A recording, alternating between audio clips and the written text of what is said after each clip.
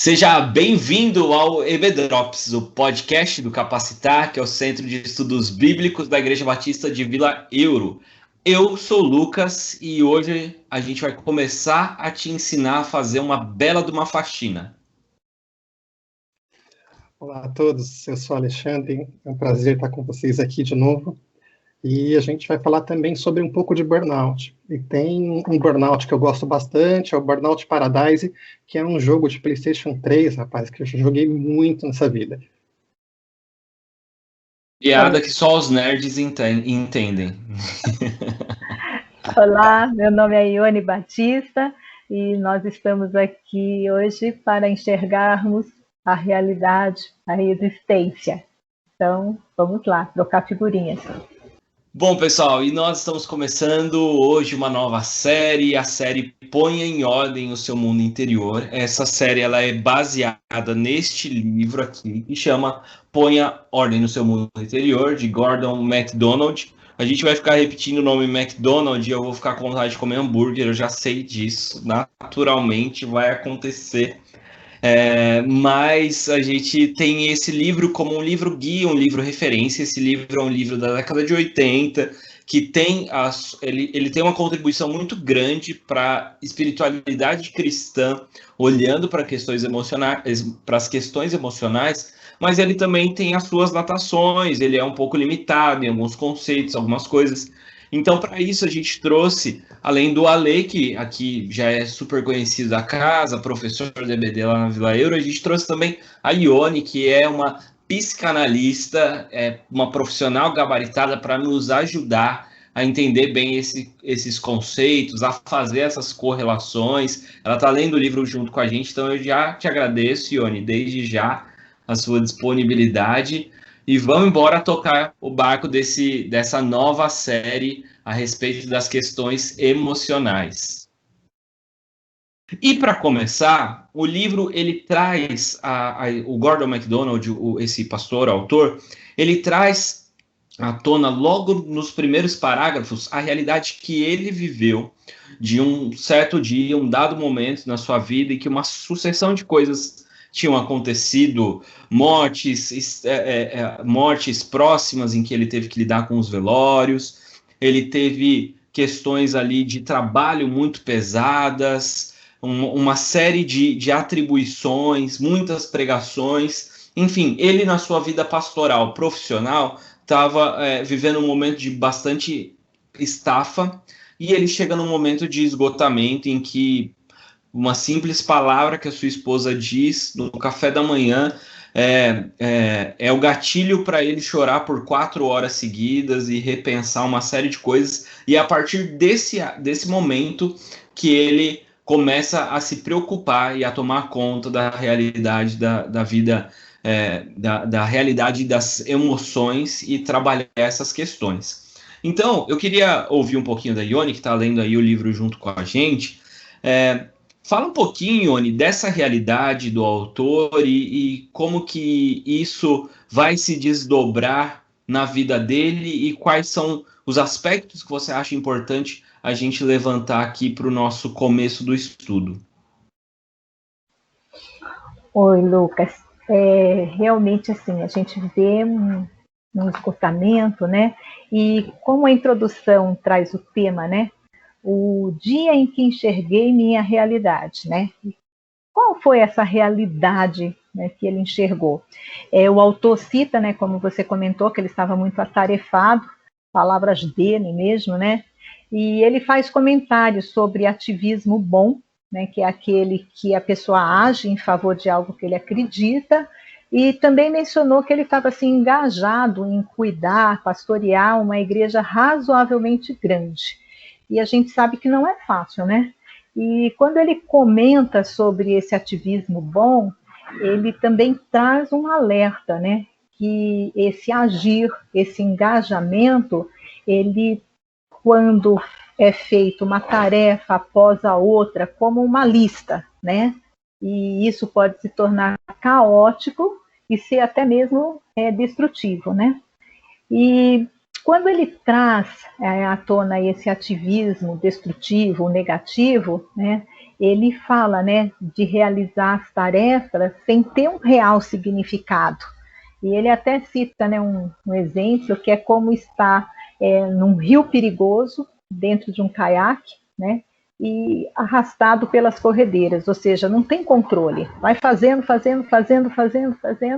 e se vê nesse rio perigoso, né, esse rio da vida, né. E é essa lista de tarefas que o autor traz, né, autor como pastor, é que ele levanta antes do sol nascer e que ele ia se deitar muito tarde.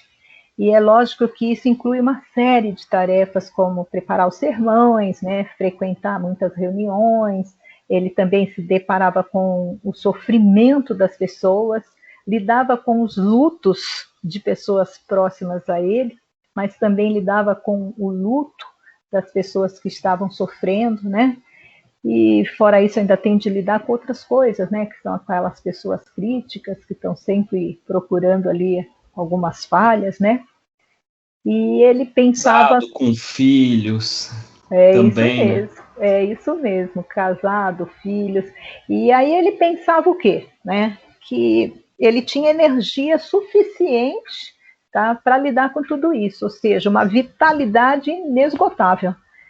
Muitos de nós também pensamos assim, né? Que não vai acabar a energia, né? será? E aí ele comenta, né, que esse trabalho incessante, e ele cita aqui a depressão profunda, e nesse caso penso que ele está falando de tristeza profunda, e não que ele tenha ido a um profissional que tenha feito um diagnóstico, que ele esteja falando de tristeza profunda. Ele também fala dos pensamentos inquietantes em relação a essas críticas, a tudo isso que ele lidava, né? E isso serviu para criar nele um estado de esgotamento. Perceba, espiritual, emocional, intelectual e físico, né? Ou seja, a palavra que ele destaca é esgotamento. Eu vivi coisa parecida. Algumas pessoas da igreja sabem, algumas pessoas mais próximas. E foi difícil para eu conseguir compreender que eu tinha isso tinha virado o meu jeito de viver.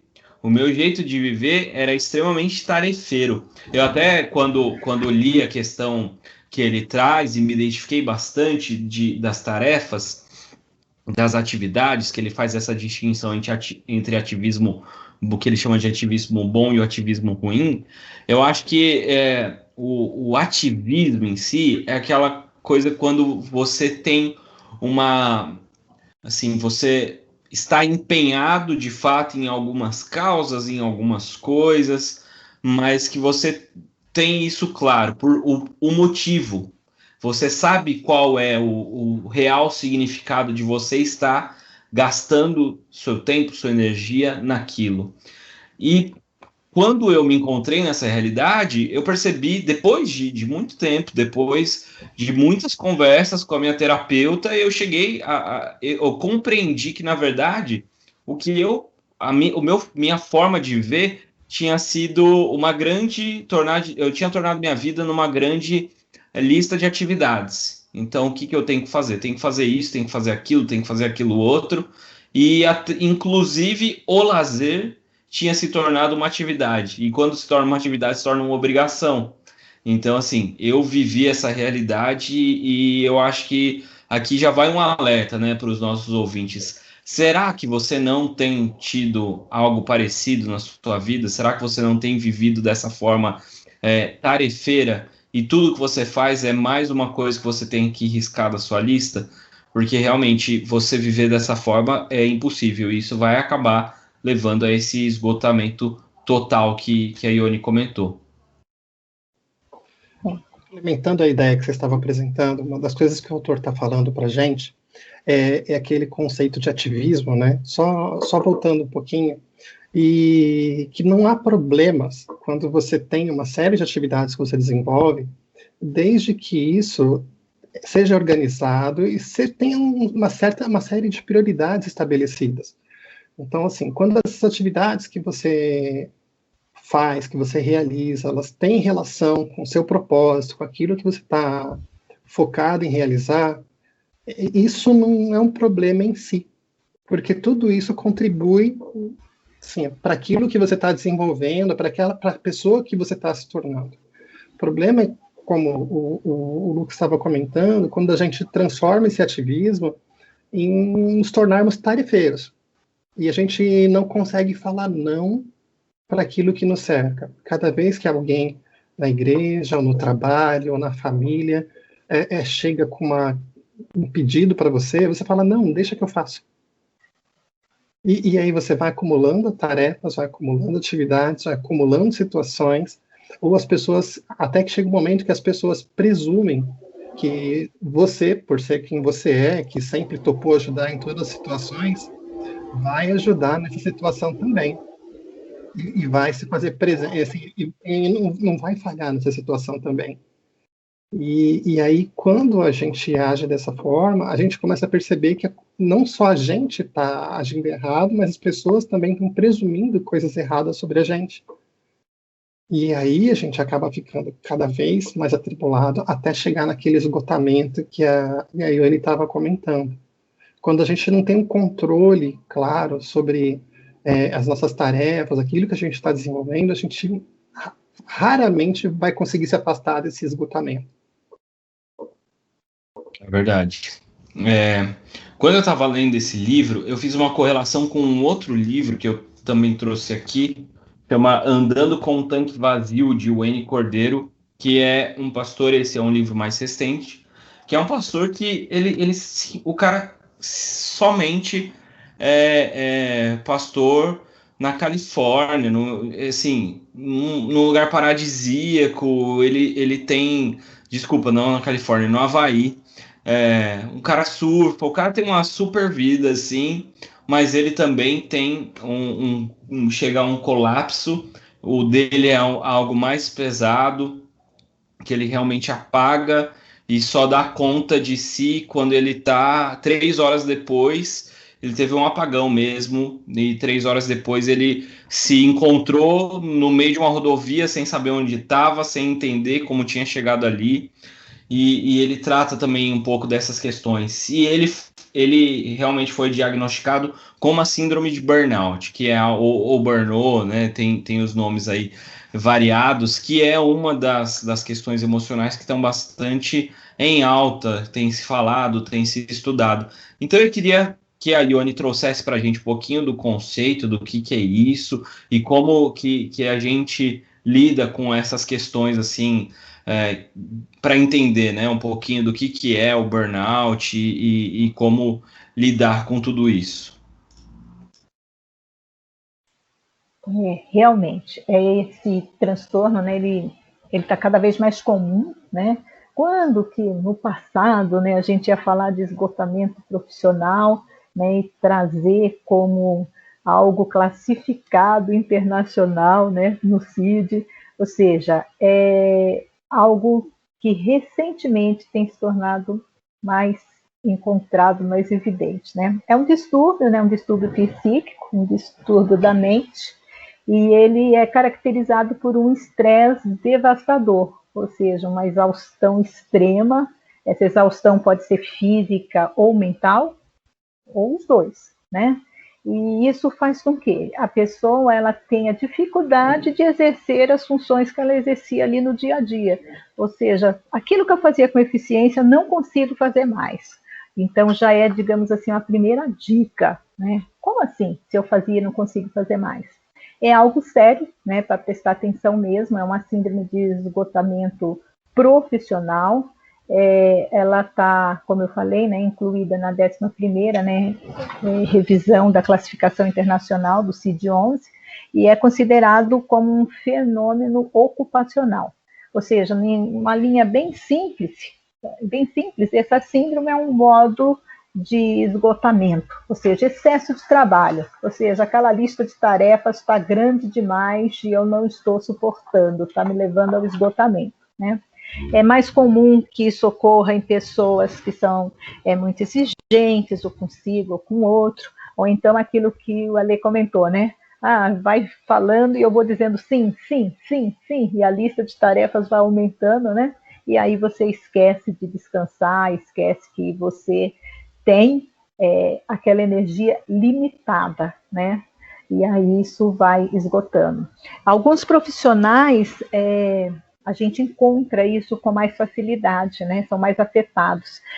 Profissionais da área da educação, saúde, assistente social, recursos humanos, agentes, como é que fala? Penitenciários, bombeiros, ou seja, pessoas que lidam com pessoas ou com situações difíceis, né? Então, eles são mais afetados. Isso não quer dizer que outras profissões não têm esse risco, né? Ione, eu posso prestar atenção em alguns sintomas? Posso, né? Os sintomas que mais aparecem é exatamente esse, assim, o esgotamento. Me sinto esgotado fisicamente, emocionalmente. E isso vai causando o quê? Ausência no trabalho, ou assim, o que eu fazia com eficiência não faço mais, e a pessoa se torna talvez mais agressiva, ou quero ficar isolado, tenho dificuldade de concentração, puxa, não consigo lembrar como é que fazia isso, lapsos de memória, ansiedade e baixa autoestima, pessimismo. Mas, Ione, esses sintomas não são parecidos com outros transtornos, né? Não posso confundir isso com outras coisas, por exemplo, com depressão. Algumas coisas, alguns sintomas batem, sim, e é por isso, né, que é o profissional capacitado, que é o psicólogo e ou psiquiatra, que dá esse diagnóstico, que chega a essa conclusão, né? Uma outra característica também desse esgotamento profissional é assim, alguns sintomas físicos mesmo, algo que a pessoa sente como dor de cabeça, enxaqueca, um cansaço que não tem fim, palpitação, né? Ai, Ione, mas isso não pode ser confundido também com outras coisas? Sim, por isso que o médico, né, especialista, que vê isso, né? E que médico é esse? É o médico da psique, o psiquiatra, né? Quem cuida desse assunto, entendeu? Agora, Lucas, só para... Só fazer um comentário, Ione. Eu acho que é uma das coisas até que a gente comentou aqui, quando a gente estava em off, né? Que a forma como o pastor aqui, o Gordon MacDonald do livro Põe em Ordem o Seu Mundo Interior, ele não faz esse processo, né? E cada vez mais a gente vê a necessidade de ter esse acompanhamento com um profissional que seja competente naquilo que faz, né? Você buscar ajuda profissional. Assim, graças a Deus, o pastor Gordon ali, ele foi orientado, digamos assim, pela sua esposa, ele teve um suporte, um amparo de alguém que teve essa capacidade de lidar com isso. Ele tem todas as questões espirituais que a gente vai abordar ainda no episódio de hoje e mais ainda mais para frente, nos próximos episódios. Mas, hoje em dia, a gente sabe que agora, em 2020, nós temos muito mais evidente e clara a necessidade de profissionais da saúde mental do que na década de 80. Então, já que temos esses profissionais gabaritados ao nosso alcance, a gente deve usar. E a gente não deve temer usar e nem se envergonhar de usar. E, acima de tudo, não achar que isso é falta de fé ou que isso é falta de acreditar que Deus pode cuidar da gente. Não, Deus cuida da gente através desses profissionais, né? Isso mesmo, Lucas. Um pode complementar, né, o outro, o psiquiatra, o psicólogo, o psiquiatra, trabalhar a mente, né, trabalhar profissionais da mente, ou seja, se a perna quebra, vai no ortopedista, porque quando eu estou esgotado, né, e não estou conseguindo exercer, por exemplo, aqui nesse caso, né, dessa síndrome, não estou conseguindo exercer o trabalho como eu exercia, não vou buscar a ajuda de um profissional que pode da orientação ou a medicação, se for o caso, né?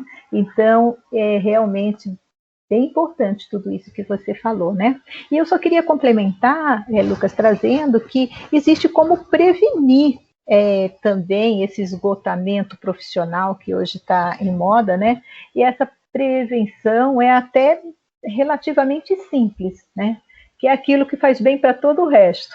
Prática de esportes, prática de exercício, se não quer praticar um esporte, mas pelo menos um exercício físico, uma alimentação adequada, ter, assim, pelo menos pequenos momentos de relaxamento, de lazer, né?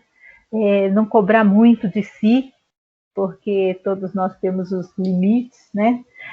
Uma outra coisa também que o autor fez e que nós devemos fazer é reorganizar as tarefas, não só ticando a lista, né? E uma coisa que eu acho assim extremamente importante, tá, para prevenir o esgotamento é cultivar bons relacionamentos. Como faz bem, né? A gente conversar um pouquinho com quem nos compreende, que gosta da gente, que tem atenção, que respeita, que sabe ouvir. Então, cultivar bons relacionamentos. E, por fim, desacelerar. A gente está precisando desacelerar. É fácil? Não é. Principalmente com essa coisa assim, né, nesse momento, né, de muitos trabalhando à distância, o WhatsApp e outras mídias traz uma facilidade, mas também estica os horários, né, de trabalho. Então, tomar cuidado e desacelerar. Essa é a dica para prevenir esse esgotamento profissional. Muito bom, muito bom. E aí, Ale, eu queria trazer você um pouquinho mais para a conversa, para a gente entender, começar a compreender, em vista, à luz de tudo isso que a Ione falou para a gente, como que a gente consegue encaixar essas questões junto com a espiritualidade. Como à luz da Bíblia a gente consegue olhar para essas realidades e como a luz da Bíblia pode nos fornecer ferramentas também para que a gente consiga ter essa evolução e trabalhar melhor essas questões emocionais. Então, gente, assim, o autor ele traz alguns exemplos bíblicos de situações em que tem conflitos emocionais e como isso foi gerenciado, né? Então, ele cita, por exemplo, a ideia de quando Jesus acalmou a tempestade. A gente já falou sobre isso há pouco tempo atrás, alguns episódios atrás, quando a gente falou no segundo episódio lá do livro de Marcos, né? Que a gente estava falando, que Jesus pergunta, por que vocês estão com tanto medo? Assim, a ideia é a seguinte, por que vocês não têm fé? Assim, por que vocês se preocupam tanto com o mundo exterior, com as coisas que estão acontecendo fora de você e não olham para dentro, para aquilo que vocês têm dentro de si? As tempestades visíveis, né? Que era a realidade daqueles discípulos. Exatamente. E aí é uma provocação que o autor coloca para a gente. Um outro versículo que ele põe, e se você tiver com a Bíblia fácil aí, se tiver com o celular, acessa, está em Provérbios 4, 23, e na minha versão está assim, acima de tudo, guarde o seu coração, e aqui você pode entender o seu coração como os seus pensamentos, tá bom? Pois dele depende toda a sua vida. E a ideia do MacDonald, quando ele vai falar sobre isso, ele fala que quando o escritor do livro de Provérbios está dizendo para você, olha, guarda o seu coração, a primeira coisa é você guardar o seu coração, proteger o seu coração de influências externas, proteger os seus pensamentos, proteger de tudo aquilo que vem de fora e que não é saudável. Tá bom? A outra coisa que ele coloca é que você não só tem que proteger o seu coração de coisas externas, mas que você tem que passar por um processo de fortalecimento. Você tem que estimular a sua psique, que você tem que se buscar um desenvolvimento pessoal para que você possa se proteger dessas intempéries da vida, né?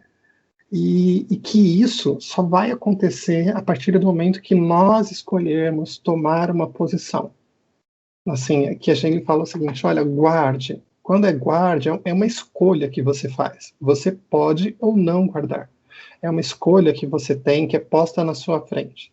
Entendeu? Então, o que é colocado, que assim, que o escritor do livro de Provérbios, que ele sugere para você, nesse provérbio específico, é que é muito, mas muito importante você ter um cuidado com a sua vida emocional.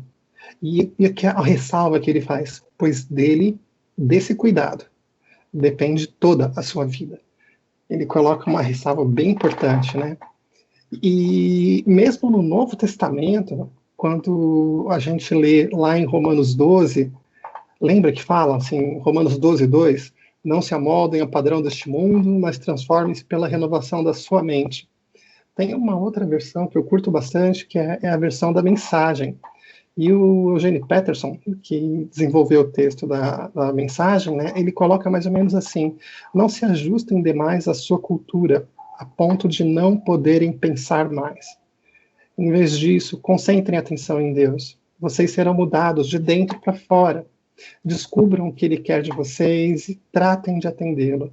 Diferentemente da cultura dominante, que sempre os arrasta para baixo ao nível da imaturidade, Deus extrai o melhor de vocês e desenvolve em vocês uma verdadeira maturidade.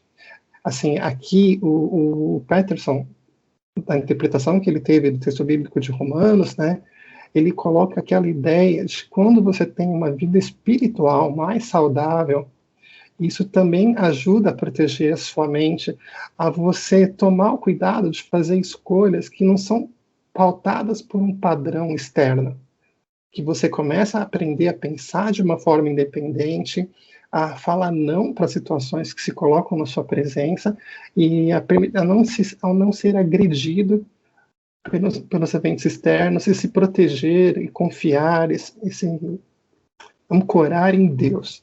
Assim, são dois pontos bíblicos assim que o autor coloca, que eu achei bem interessante quando ele desenvolveu, que a ideia do cuidado da sua mente, do seu coração, de você protegê-lo com carinho, isso é muito importante na visão bíblica também. Que interessante, Ale, que a minha leitura de tudo isso, né, que a gente está conversando, é que o mundo, ele é caído. Então, assim, todas as nossas doenças, elas vêm em função do pecado. Eu quero reforçar aqui que eu não estou dizendo que quem sofre dessas questões emocionais, e a minha pergunta hoje é quem não sofre, né? Quem não passou por algo desse tipo, ou principalmente nesse momento de pandemia, não tem sofrido com esse tipo de coisa, bom sujeito não é, né? Não deve ser boa coisa o cara que não tá sofrendo com tanto luto, com tanta dor. Então, nós que estamos nessa realidade, todas essas questões, elas vêm porque o mundo é caído. Então, vem em função do pecado. Então, se nós cremos que Deus é todo-poderoso e que Ele trabalha de fato para que todas as coisas cooperem para o nosso bem, não significa que é o nosso bem. Aqui eu já estou começando a pregar, né? Deixa eu retomar. Assim, a gente tem que conseguir colocar bem e entender bem aquilo que o autor bíblico está querendo dizer. Não significa que nós só vamos viver coisas positivas, um mundo cor-de-rosa. A gente vai passar por todas essas dificuldades, mas o Deus que nos criou e que está redimindo o mundo através através de Cristo e do agir de Cristo em nós, Ele quer trabalhar nas nossas circunstâncias, nas nossas vidas, e que muitas vezes, inclusive, a gente sirva de exemplo para aquelas pessoas que estão passando por esse tipo de dificuldade e falar, cara, como que você consegue passar por tudo isso e não surtar? E aí você consegue testemunhar, mas para isso você precisa estar alinhado com Deus espiritualmente, com as suas fontes em Deus. Muitos desses problemas, aí eu estou entrando um pouco na parte da Ione, mas ela pode confirmar ou não, mas muitos desses problemas vêm por deformidades que as pessoas têm de si mesmas, conceitos errados da sua própria identidade. Então, se a gente está com a nossa identidade bem pautada em Cristo, em quem nós somos em Cristo Jesus, nós temos talvez um fortalecimento maior para lidar com essas questões. Eu não digo que nós estaremos blindados, que a gente não vai sofrer com tudo isso, mas a palavra do Senhor, ela nos dá ferramentas, princípios para que a gente consiga passar por essas situações talvez de uma forma diferente daquilo que o mundo tem passado, da forma como tem sido, sem dispensar, obviamente, todos os cuidados que a gente tem que ter. Eu tô viajando muito, Ione, me fala aí, se precisar, fala que eu tô errado, não tem problema. Tudo isso tem que ser levado em consideração, né? A gente está vivendo um tempo difícil, onde também nos tornamos mais sensíveis, né? Ao sofrimento, a toda essa situação. Então, tudo isso pode acarretar esse esgotamento, e quanto mais tratado esse interior, quanto mais em ordem nossa vida espiritual, mais fácil fica de alinhar todas as outras, vou chamar assim de outros departamentos que fazem parte do nosso todo, né? A gente está indo por etapas, né? Falando dessa realidade, desse esgotamento, e depois a gente vai, né, se aprofundando no livro, falando desse mundo interior que você está citando, né? Perfeito, é isso aí. Tem uma outra coisa que eu queria trocar uma ideia com vocês. É um conceito que o autor fala também, que é a ideia que a gente conhece muito do mundo exterior. E a gente conhece muito, mas muito pouco do nosso mundo interior. Às vezes a gente nem sabe os nossos gostos, os nossos desejos e os nossos próprios propósitos referentes frente a algumas situações na vida. Quando a gente se pergunta seriamente, mas por que eu estou fazendo isso? Às vezes a gente não sabe a resposta.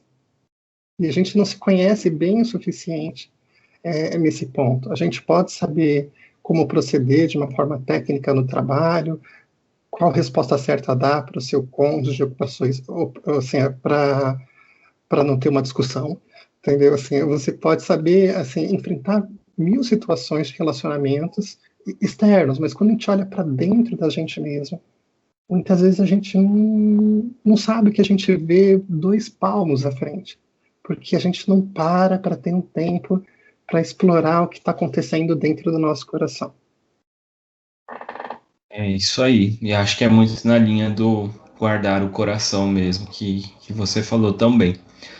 Ione, e aí eu queria ouvir um pouquinho de você, como que a gente olha para esse esgotamento que o autor traz, e como que a gente pode correlacionar com tudo que a gente conhece hoje em dia, em termos de doenças, né, já mais diagnosticadas, mais claro, o que é a depressão, a ansiedade, o burnout, e por aí vai, todas essas doenças emocionais, todas essas questões emocionais que surgem, como que a gente pode relacionar isso com o esgotamento, e como que a gente faz para relacionar esse esgotamento com a nossa realidade que ele viveu na nossa realidade dos dias de hoje, no nosso cotidiano?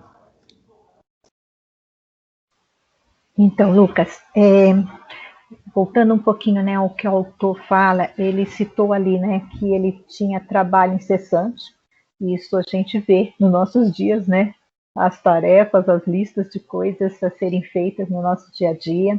O autor também citou tristeza profunda.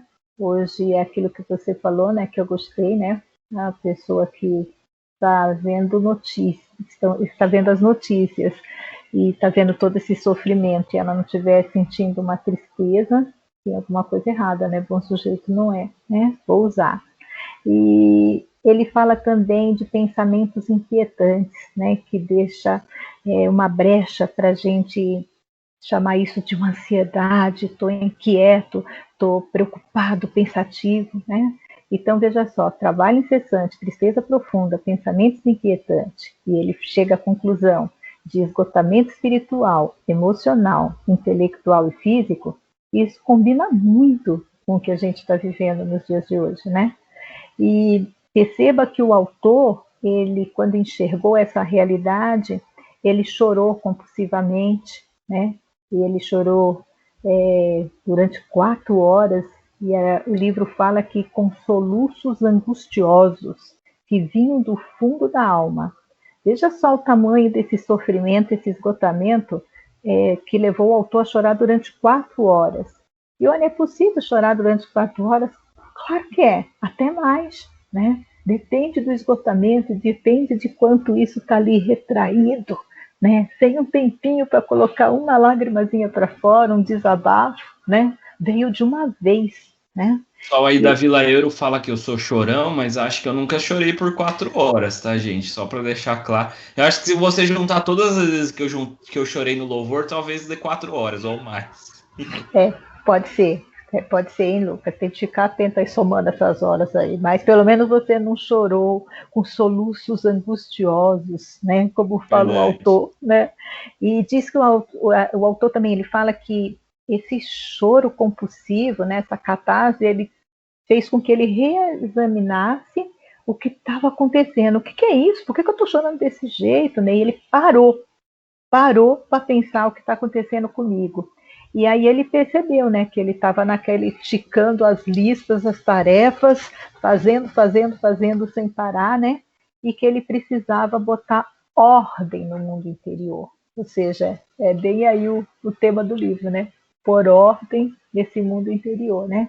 E aí o livro fala que ele tomou algumas atitudes. Diz que primeiro ele confessou a Deus, né, o seu arrependimento de estar fazendo as coisas assim, no automático, né? E ele tinha ali um dom que ele estava utilizando de uma forma automática, sem dar um significado real para aquilo. E diz que além de lhe confessar e de perdão a Deus, ele expressou o desejo de mudar o ser e o agir, né? E que Deus pudesse acompanhá-lo nessa caminhada espiritual.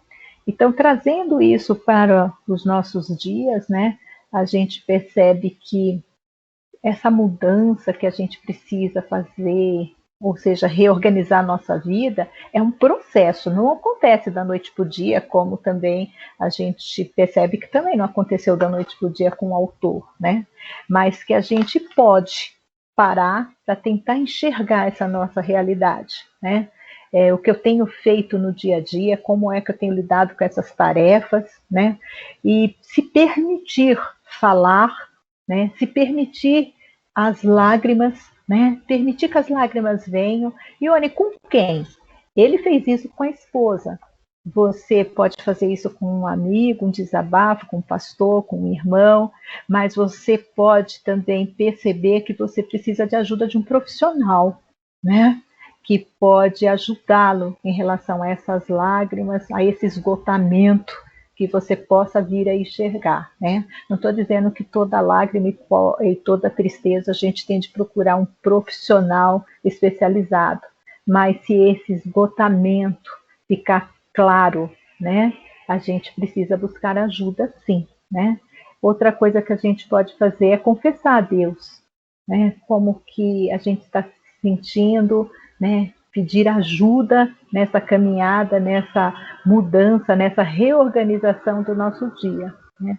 E certamente quando a gente passa a mudar a nossa maneira de ser e de agir, né? Isso já vai diminuindo um pouquinho ali as tarefas, arranjando uma forma de distrair um pouquinho a mente, né? A boa convivência que eu citei, né? Os bons relacionamentos, ter um tempinho para tudo isso, né? E que o nosso pedido a Deus seja que Ele venha nos ajudar a pôr ordem nesse mundo interior, que certamente vai ter uma influência positiva no mundo exterior. Amém. É verdade. Eu acho que esse episódio ele é um episódio bastante introdutório as questões que vamos tratar. A gente está falando aqui em termos do livro, né? A gente está tratando de três pequenos capítulos, que é o que ele chama de prefácio ainda. Então a gente ainda vai ter bastante conteúdo, são 8 episódios, 7 ou 8, Ale? Tá no mudo. 7. São 7 episódios que a gente vai tratar bastante dessas questões, mas acho que já serve de alerta para todos nós, todos os ouvintes, estarmos atentos a essas questões, porque que não tenhamos que lidar com essas questões só quando a gente chega nesse grau final, né, nesse momento de esgotamento intelectual, espiritual, físico e emocional. Se a gente já está percebendo apontamentos nessa direção, que a gente consiga começar a praticar tudo isso que a gente conversou, as questões das disciplinas espirituais, as questões de amizade, de relacionamentos que a Ione trouxe tão bem, todas essas questões de conseguir ter distrações. E a gente consegue fazer isso quando a gente não encara essas coisas como mais uma tarefa a se fazer. Aí eu tô falando principalmente daquilo que o autor traz e daquilo que eu vivi. Porque muitas vezes eu encarava realmente o lazer como uma tarefa. E aí, se você encara o lazer, se você encara a série, se você o que for como uma lista, como algo que você tem que fazer, então muitas vezes você perde esse significado. Então, fica a dica aí, ouvinte, comece a prestar atenção ao seu mundo interior, porque você só vai conseguir fazer uma faxina no templo do Espírito Santo, que é você, quando você prestar atenção no que está lá dentro. Gente, muito obrigado, achei sensacional, gostei demais de dividir com vocês esse tempo, agradeço a disponibilidade de vocês e até o próximo episódio do EB Drops, episódio número 54, ou o episódio número 55 da semana que vem, quando a gente vai começar a entrar na primeira parte do livro, em que ele trata a nossa motivação de vida. Valeu, Ale, valeu, Ione. Valeu, abraço. Um abraço. Tchau, tchau, gente.